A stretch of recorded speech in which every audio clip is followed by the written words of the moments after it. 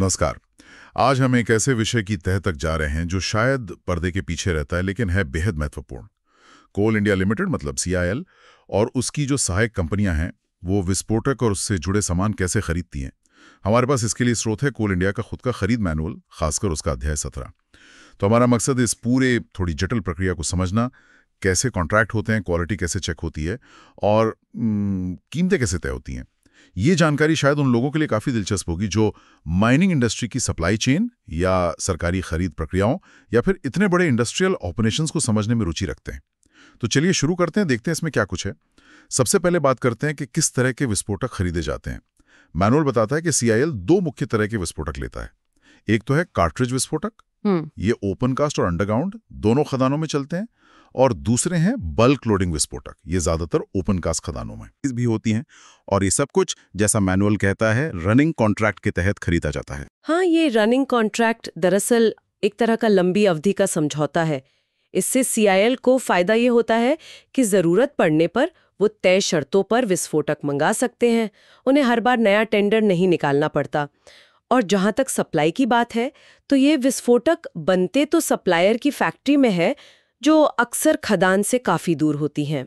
फिर इन्हें बहुत ही सुरक्षित तरीके से स्पेशल एक्सप्लोजिव वैन में या तो सीधे फैक्ट्री से या फिर उनके पास के स्टोरेज, जिसे मैगजीन कहते हैं, वहां से खदान तक पहुंचाया जाता है। इसमें सुरक्षा नियम बहुत कड़े होते हैं, जाहिर है। अच्छा, आपने कहा बल्क लोडिंग विस्फोटक, ये कुछ अलग होता है क्या? मतलब कार्ट्रिज तो समझ आता है, एक तरह से पैक्ड होता है। हाँ बिल्कुल, बल्क लोडिंग विस्फोटक की प्रक्रिया थोड़ी अलग और सच कहूं तो काफी दिलचस्प है। ये असल में 2 स्टेज में बनता है। पहले स्टेज में सप्लायर खदान के पास ही एक छोटे प्लांट में एक नॉन एक्सप्लोजिव मिक्सचर, मतलब विस्फोटक रहित मिश्रण तैयार करता है। इसे इमल्शन या स्लरी मैट्रिक्स कहते हैं। ध्यान देने वाली बात यह है कि ये अपने आप में विस्फोटक नहीं होता। अच्छा, तो विस्फोटक कब बनता है? वो आता है दूसरे स्टेज में। इस मैट्रिक्स को एक खास तरह के पंप ट्रक में लोड किया जाता है। इसे BMD यानी bulk mixing and delivery vehicle कहते हैं। ये BMD ट्रक इस मैट्रिक्स को ब्लास्टिंग वाली जगह पर ले जाता है, यानी एकदम साइट पे। ठीक वहीं। जब ब्लास्ट होल्स में चार्ज करने का टाइम आता है, तो BMD ट्रक उसी वक्त इस मैट्रिक्स को दूसरे जरूरी केमिकल्स के साथ मिलाता है और सीधे ब्लास्ट होल में पंप कर देता है। और बस उसी क्षण वो फाइनल एक्सप्लोजिव तैयार होता है। अरे वाह! हाँ, इसमें सबसे खास बात यही है कि विस्फोटक बनने की प्रक्रिया बिल्कुल ऐन मौके पर पूरी होती है। इससे ट्रांसपोर्टेशन और हैंडलिंग के दौरान सेफ्टी काफी बढ़ जाती है, क्योंकि ज्यादातर समय वो एक सेफ नॉन एक्सप्लोसिव पदार्थ के रूप में रहता है। ये सुरक्षा के लिहाज से बहुत बड़ा प्लस पॉइंट है। समझ गया। अब वापस आते हैं रनिंग कॉन्ट्रैक्ट्स पर। कितने सप्लायर्स के साथ ये कॉन्ट्रैक्ट होते हैं? मतलब क्या सिर्फ एक ही सप्लायर होता है? नहीं, ऐसा नहीं है। कितने रनिंग कॉन्ट्रैक्ट मतलब RC होंगे, ये कई चीजों पर डिपेंड करता है। जैसे कौन सा विस्फोटक चाहिए, टोटल क्वांटिटी कितनी है, सप्लायर्स की लाइसेंस कैपेसिटी कितनी है, जैसे PSO पेट्रोलियम और विस्फोटक सुरक्षा संगठन वो प्रमाणित करता है, और कितने भरोसेमंद सप्लायर मार्केट में है। नॉर्मल प्रोसेस तो ये है कि टेंडर में जो सबसे कम कीमत देता है, यानी L1 बिडर, उसके साथ कॉन्ट्रैक्ट किया जाता है। तो फिर बाकी लोगों का क्या? अगर कोई L2 या L3 है पर है क्वालिफाइड? हाँ, यहीं पर सिस्टम थोड़ा और फ्लेक्सिबल है। CIL दूसरे क्वालिफाइड बिडर्स को भी, जो मतलब टेक्निकली और कमर्शियली फिट है, उन्हें L1 कीमत पर सप्लाई करने का मौका दे सकता है। शर्त यह है कि वो उस L1 कीमत पर सप्लाई करने को राजी हों। ऐसे सप्लायर्स को रिजर्व्ड RC होल्डर कहा जाता है। रिजर्व्ड RC होल्डर, अच्छा, इसका क्या लॉजिक है? CIL को क्या फायदा? इसके 2 मुख्य फायदे हैं जहां तक मैं समझती हूँ। एक तो इससे थोड़ी कंपटीशन बनी रहती है, चाहे कीमत L1 वाली ही हो, और दूसरा, जो शायद ज्यादा जरूरी है, इससे सप्लाई की कंटिन्यूटी मतलब निरंतरता बनी रहती है। अच्छा, कैसे? सोचिए, अगर L1 सप्लायर किसी भी वजह से, मान लीजिए प्रोडक्शन में दिक्कत आ गई या ट्रांसपोर्टेशन प्रॉब्लम हो गई, और वो टाइम पर या पूरी क्वांटिटी सप्लाई नहीं कर पाया, तो खदान का काम रुक सकता है ना। बिल्कुल, बहुत बड़ा नुकसान हो सकता है। हाँ बिल्कुल। ऐसी सिचुएशन में CIL फौरन इन रिजर्व सप्लायर्स को एक्टिवेट कर सकता है और सप्लाई की कमी को पूरा कर सकता है। तो ये एक तरह का सप्लाई का बैकअप प्लान है। ये तो काफी स्मार्ट तरीका है। अच्छा, और कॉन्ट्रैक्ट में जो मात्रा लिखी होती है, क्वांटिटी, उसका क्या? क्या वो फिक्स होती है? नहीं, उसमें भी काफी फ्लेक्सिबिलिटी रखी गई है, जो असल जरूरतें होती हैं उनको ध्यान में रखकर। CIL और उसकी जो सब्सिडियरी कंपनीज हैं, वो कॉन्ट्रैक्ट में लिखी मात्रा को 40% तक कम या ज्यादा कर सकती है। 40%? ये तो काफी बड़ा मार्जिन है। हाँ, मान लीजिए प्रोडक्शन टारगेट बदल गए या कोई अचानक जरूरत आ गई या कम हो गई, तो ये एडजस्ट करने की छूट देता है। और अगर ज़रूरत बहुत ज़्यादा बढ़ जाए और सप्लायर की PSO लाइसेंस कैपेसिटी भी इजाज़त देती हो, तो ख़ास हालात में क्वांटिटी 40% से भी ज़्यादा बढ़ाई जा सकती है। और शर्तें वही रहेंगी। हाँ, उन्हीं शर्तों और कीमतों पर जो कॉन्ट्रैक्ट में तय हुई हैं। ठीक है, अब बात करते हैं कि कौन इन कॉन्ट्रैक्ट्स के लिए बोली लगा सकता है। एलिजिबिलिटी क्या है? क्या कोई भी कंपनी जिसके पास विस्फोटक बनाने का लाइसेंस है वो अप्लाई कर सकती है? देखिए, कुछ खास शर्तें हैं। बिडर या तो ऐसा होना चाहिए जिसके प्रोडक्ट्स पहले से CIL या उसकी सब्सिडियरीज द्वारा अप्रूव्ड हों और जिनका सफल ट्रायल हो चुका हो, या फिर वो CAIL की सब्सिडियरी कंपनियों द्वारा सर्टिफाइड हों। और जाहिर है, उनके पास वैलिड सरकारी लाइसेंस जैसे पेसो लाइसेंस तो होने ही चाहिए। और उन्हें कुछ प्रूफ देना होता है? हाँ, उन्हें अपने बिड के साथ अप्रूव्ड आइटम्स की एक सेल्फ सर्टिफाइड लिस्ट देनी होती है। और साथ में CMPDIL यानी central mine planning and design institute limited, उनका जारी किया हुआ टेस्ट या ट्रायल सर्टिफिकेट भी लगाना होता है। CMPDIL का रोल यहाँ बहुत इंपॉर्टेंट है। ये वो संस्था है जो काफी हद तक इन विस्फोटकों की टेक्निकल फिटनेस और सेफ्टी को टेस्ट और सर्टिफाई करती है। और अगर कोई नई कंपनी है या कोई नया प्रोडक्ट मार्केट में लाना चाहती है, तब क्या? अगर कोई बिडर ऐसा प्रोडक्ट देना चाहता है जो टेंडर डॉक्यूमेंट NIT में लिस्टेड नहीं है, लेकिन उनके पास उसके लिए लाइसेंस और अप्रूवल हैं, तो उन्हें बिड जमा करने से पहले CMPDIL या CIL से कंफर्म करना होगा कि उनका प्रोडक्ट एक्सेप्टेबल है या नहीं। ये एक तरह से क्वालिटी और सेफ्टी का पहला गेट है। समझ गया। अब सबसे अहम सवाल पर आते हैं, क्वालिटी। क्योंकि ये विस्फोटक हैं, इसमें तो कोई कोताही नहीं बरत सकते। तो CIL क्वालिटी कैसे सुनिश्चित करता है? क्या सिर्फ सप्लायर जो सर्टिफिकेट देता है उस पर भरोसा कर लेते हैं? नहीं, बिल्कुल नहीं। क्वालिटी कंट्रोल के कई लेयर्स हैं। पहला तो है कानूनी जरूरत। PSO के नियमों के मुताबिक हर मैन्युफैक्चरर के पास अपनी फैक्ट्री में रॉ मटेरियल और फिनिश प्रोडक्ट दोनों को टेस्ट करने के लिए जरूरी फैसिलिटीज होनी चाहिए। और उन्हें इसका इस्तेमाल भी करना होता है।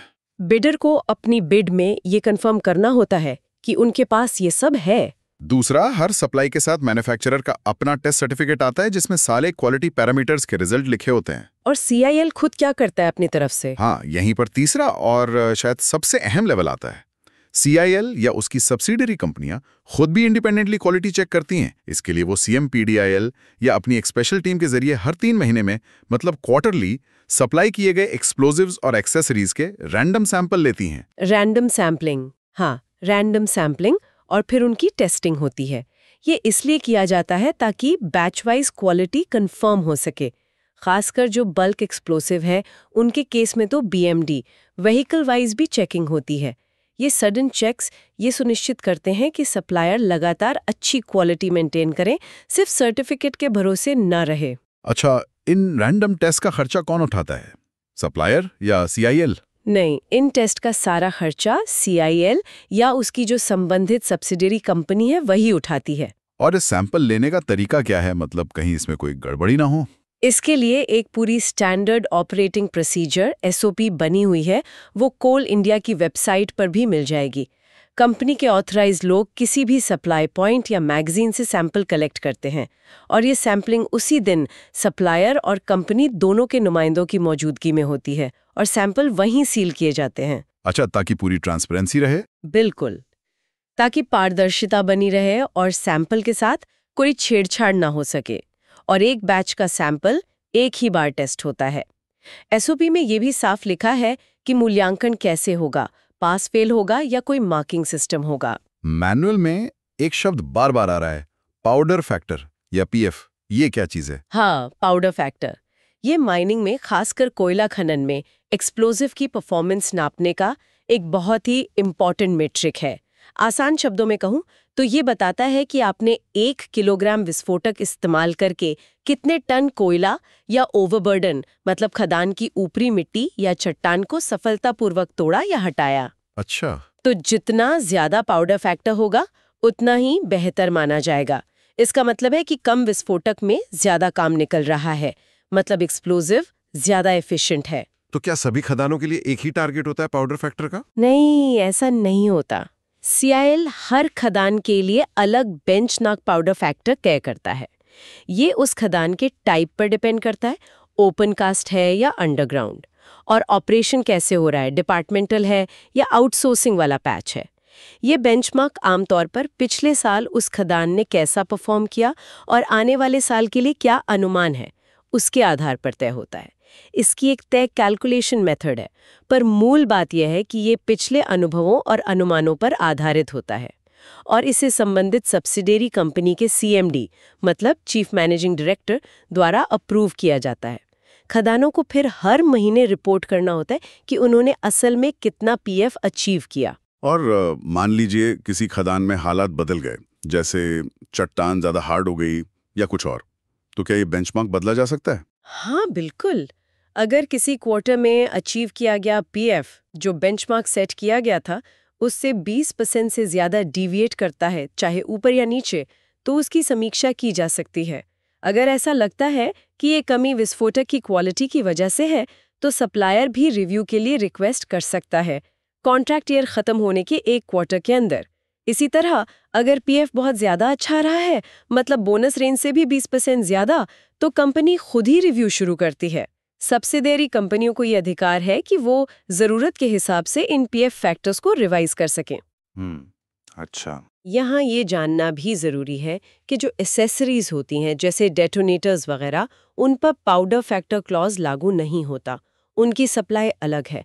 बल्क लोडिंग एक्सप्लोजिव्स के मामले में PF का कैलकुलेशन थोड़ा और कॉम्प्लिकेटेड हो सकता है, क्योंकि उसमें मैट्रिक्स की क्वालिटी के साथ साथ BMD व्हीकल की परफॉर्मेंस भी रोल प्ले करती है, और ये बेंचमार्क आउटसोर्सिंग वाले पैच पर भी लागू होते हैं अगर वो CIL से खरीदे गए विस्फोटक इस्तेमाल कर रहे हैं तो। हाँ, उसमें एक शर्त ये भी है कि अगर आउटसोर्सिंग पैच पर PF कम रहता है तो जो नुकसान की वसूली ठेकेदार से होगी उसमें सिर्फ विस्फोटक और एसेसरीज की नेट कॉस्ट ही शामिल की जाती है, दूसरी लागतें नहीं। चलिए अब आते हैं कीमत पर, पैसों की बात करते हैं। क्या ये कीमतें पूरे कॉन्ट्रैक्ट पीरियड में फिक्स करती हैं? बाजार में तो चीजों के दाम ऊपर नीचे होते रहते हैं। बिल्कुल सही सवाल। कीमतें फिक्स नहीं रहती, खासकर जो मेन एक्सप्लोजिव्स हैं, बल्क, लार्ज डायामीटर और परमिटेड वाले। इनके लिए जो RC प्राइस है, मतलब कॉन्ट्रैक्ट की कीमत, उसकी समीक्षा हर 3 महीने में होती है, क्वार्टरली। इसके लिए एक तयशुदा फॉर्मूला इस्तेमाल होता है जिसे प्राइस वेरिएशन फॉर्मूला या PVF कहते हैं। Price variation formula? हाँ, इसका मकसद यही है कि बाजार में जो रॉ मटेरियल, फ्यूल वगैरह की कीमतों में उतार चढ़ाव हो रहा है, उसको कीमत में एडजस्ट किया जा सके। ये दोनों पार्टियों के लिए फेयर रहता है। ये फॉर्मूला काम कैसे करता है? मतलब अंदाजन किन चीजों पर आधारित होता है? फॉर्मूला खुद तो काफी टेक्निकल है, उसमें कई वेटेज वगैरह होते हैं, लेकिन उसके पीछे का प्रिंसिपल समझना जरूरी है। ये फॉर्मूला मुख्य रूप से कुछ इंडिकेटर्स पर बेस्ड है। एक तो है जनरल इन्फ्लेशन, जिसके लिए कंज्यूमर प्राइस इंडेक्स CPI इस्तेमाल होता है। दूसरा एक बहुत इंपॉर्टेंट रॉ मटेरियल है अमोनियम नाइट्रेट AN, उसकी कीमत जो RCF जैसी सरकारी कंपनी की कीमत से जुड़ी होती है। और तीसरा हाई स्पीड डीजल HSD की कीमत जो IOCL की कीमत पर आधारित होती है। अच्छा, तो ये मुख्य फैक्टर्स हैं। हाँ, फॉर्मूले में इन कंपोनेंट्स के लिए अलग-अलग वेटेज तय होते हैं जो एक्सप्लोसिव के टाइप के हिसाब से थोड़े बदल सकते हैं। संक्षेप में कहें तो ये फॉर्मूला CIL और सप्लायर दोनों के लिए कीमतों को मार्केट की असलियत से जोड़े रखता है और रिस्क को भी शेयर करता है। और जो एक्सेसरीज हैं जैसे डेटोनेटर, बूस्टर, उनकी कीमतों का क्या होता है? उनके लिए कीमत बदलने का सिस्टम थोड़ा अलग है। उनकी समीक्षा सालाना होती है, हर 3 महीने में नहीं, और उनके फॉर्मूले में मुख्य जोर CPI यानी महंगाई पर होता है। करीब 85% वेटेज CPI का और बाकी 15% फिक्स्ड रहता है। मतलब उनकी कीमतें ज्यादातर जनरल इन्फ्लेशन के हिसाब से बदलती हैं। तो ये जो कीमतें बदलती हैं ये कब से लागू होती हैं? जो मेन एक्सप्लोजिव्स हैं उनके लिए पहला बदलाव बिड खुलने की तारीख, या अगर रिवर्स ऑक्शन हुआ है तो उसकी तारीख, उससे ठीक 3 महीने पूरे होने के बाद पहली तारीख से लागू होता है। फिर उसके बाद हर 3 महीने पर रिव्यू और एडजस्टमेंट होता है। एक्सेसरीज के लिए पहला बदलाव 12 महीने पूरे होने के बाद होता है और फिर हर 12 महीने पर। और एक खास बात, इन बदलावों पर कोई ऊपरी सीमा मतलब सीलिंग नहीं लगाई गई है। कीमतें मार्केट के हिसाब से घट भी सकती हैं, बढ़ भी सकती हैं। ठीक है, अब परफॉर्मेंस पर लौटते हैं। आपने बताया था पाउडर फैक्टर बेंचमार्क होता है। मान लीजिए किसी सप्लायर का विस्फोटक वो बेंचमार्क अचीव नहीं कर पाया, तो क्या होता है? तो पेनल्टी लगती है। ये परफॉर्मेंस बेस्ड कॉन्ट्रैक्ट का एक बहुत अहम हिस्सा है। अगर किसी खदान का एक्चुअल अचीव्ड पीएफ जो सेट बेंचमार्क है से कम रह जाता है, तो सप्लायर पर जुर्माना लगाया जाता है। और वो जुर्माना कैसे कैलकुलेट होता है? तरीका सीधा है। पीएफ में जितने % की कमी आई, एक्सप्लोजिव की कीमत में बिना जीएसटी वाली कीमत में उतनी ही % की कटौती कर दी जाती है। ये सप्लायर्स को क्वालिटी और परफॉर्मेंस लगातार बनाए रखने के लिए एक बहुत मजबूत इंसेंटिव या कहें डिसइंसेंटिव देता है। और अगर कोई सप्लायर उम्मीद से ज्यादा अच्छा परफॉर्म करे तो मतलब पीएफ बेंचमार्क से ज्यादा हो, क्या कोई इनाम भी है? हाँ, बिल्कुल। अच्छे प्रदर्शन का इनाम भी है। अगर अचीव्ड किया गया पीएफ बेंचमार्क से 105% से ज्यादा है तो बोनस मिलता है। अच्छा, बेंचमार्क से ऊपर हर 1% की बढ़ोतरी के लिए कीमत पर बिना जीएसटी 0.3% का बोनस दिया जाता है। 0.3%? हाँ, लेकिन इसकी भी एक लिमिट है। ये बोनस मैक्सिमम 106% पीएफ अचीव करने तक की मिलता है। यानी कुल मिलाकर मैक्सिमम 6.3% मतलब 1.8% का बोनस मिल सकता है। सिर्फ 106% तक, उसके ऊपर नहीं? नहीं, अगर पीएफ 106% से भी ज्यादा हो तो कोई एक्स्ट्रा बोनस नहीं मिलता। शायद इसका लॉजिक ये हो सकता है कि जरूरत से ज्यादा विस्फोटक इस्तेमाल को डिस्करेज किया जाए, ऑप्टिमम यूज पर फोकस रहे। कभी कभी ऐसा भी होता होगा कि ब्लास्ट फेल हो जाए, मतलब ठीक से काम ना करे। उस दुर्भाग्यपूर्ण सिचुएशन में क्या होता है? हाँ, ऐसा हो सकता है। अगर ब्लास्ट फेल होता है और उसकी जांच होती है और जांच में पाया जाता है कि इसकी वजह एक्सप्लोजिव या एक्सेसरीज की खराब क्वालिटी थी, तो उनकी लागत और ब्लास्ट से जुड़ी दूसरी लागतें भी, जैसे ड्रिलिंग का खर्चा वगैरह, वो सप्लायर से वसूल की जाती हैं। पूरी कॉस्ट? ये वसूली प्रोपोर्शनेटली होती है जांच रिपोर्ट के आधार पर। मतलब जांच में जिस चीज को, जिस एक्सप्लोजिव या एक्सेसरी को जिम्मेदार पाया गया, उसी हिसाब से वसूली होती है। इन सब कटौतियों और बोनस के साथ पेमेंट कैसे मैनेज होती है? क्या सप्लायर की पेमेंट रोक दी जाती है जब तक पीएफ का फाइनल हिसाब ना हो जाए? नहीं, नॉर्मल पेमेंट तो कॉन्ट्रैक्ट की शर्तों के हिसाब से चलती रहती है। लेकिन अगर पीएफ कम रहता है तो उसकी वजह से जो संभावित कटौती होनी है वो हर 3 महीने पर प्रोविजनल बेसिस पर, मतलब अस्थायी तौर पर कर ली जाती है। अच्छा, प्रोविजनल। हाँ, फिर पाउडर फैक्टर का फाइनल असेसमेंट और उससे जुड़ी फाइनल कटौती या बोनस का जो भी एडजस्टमेंट है वो साल के आखिर में या कॉन्ट्रैक्ट खत्म होने पर किया जाता है। बोनस का पेमेंट भी तभी होता है, एनुअल बेसिस पर। और याद रखने वाली बात यह है कि पीएफ की कमी के लिए कटौती सिर्फ एक्सप्लोजिव की कीमत से होती है, एक्सेसरीज की कीमत से नहीं। तो कुल मिला के देखें तो कोल इंडिया में ये जो विस्फोटकों की खरीद है, ये सिर्फ सामान ऑर्डर करना और डिलीवरी लेना भर नहीं है। ये तो एक बहुत ही स्ट्रक्चर्ड, डिटेल्ड और पूरी तरह से परफॉर्मेंस पर आधारित प्रक्रिया है।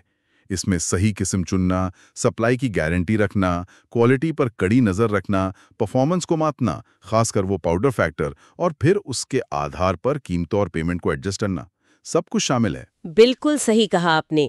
ये पूरी व्यवस्था देखकर लगता है कि इसे ट्रांसपेरेंसी, फेयर कंपटीशन और अकाउंटेबिलिटी, इन सब को ध्यान में रखकर ही डिजाइन किया गया है। पाउडर फैक्टर की बेंचमार्किंग और उससे जुड़े पेनल्टी और बोनस, साथ ही वो प्राइस वेरिएशन फॉर्मूला जो कीमतों को मार्केट से जोड़ता है, ये सब चीजें सप्लायर्स को लगातार अच्छा परफॉर्म करने और कॉस्ट इफेक्टिव बने रहने के लिए प्रेरित करती हैं। ये सिर्फ प्रोक्योरमेंट नहीं है, एक तरह से परफॉर्मेंस मैनेजमेंट का सिस्टम भी है, ताकि सीआईएल को अपने पैसे का सही मूल्य मिले और उनका माइनिंग ऑपरेशन एफिशिएंटली चलता रहे। वाकई ये पूरी प्रक्रिया अपने आप में दिखाती है कि कैसे एक इतना बड़ा पब्लिक सेक्टर अंडरटेकिंग इतनी ज़रूरी और देखा जाए तो खतरनाक चीज़ों की खरीद को मैनेज करता है, जहां सेफ्टी, कॉस्ट इफेक्टिवनेस और ऑपरेशनल एफिशिएंसी ये सब सबसे ऊपर हैं। और हाँ, ये सोचने पर भी मजबूर करता है कि क्या इसी तरह के डिटेल्ड परफॉर्मेंस बेस्ड कॉन्ट्रैक्ट्स और मॉनिटरिंग के मॉडल, खासकर जहां आउटपुट को मापा जा सकता हो, क्या वो दूसरी बड़ी सरकारी खरीदों में भी इस्तेमाल किए जा सकते हैं? शायद सड़क निर्माण की क्वालिटी हो या किसी और सेवा की डिलीवरी हो। ये एक ऐसा विचार है जिस पर शायद और गौर किया जा सकता है।